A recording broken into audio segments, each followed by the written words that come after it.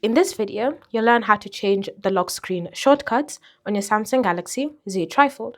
So you're going to start by accessing the lock screen editor, and you can easily do this by long pressing on your lock screen, entering in your PIN, password, or pattern, and then editing mode should appear.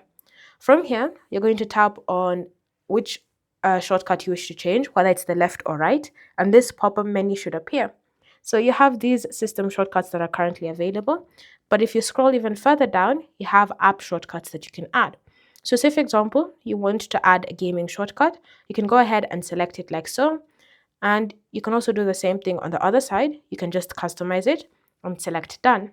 So if you ever want to activate any of these shortcuts, you're just going to swipe across the shortcut like so, and the shortcut should be activated depending on what the shortcut does.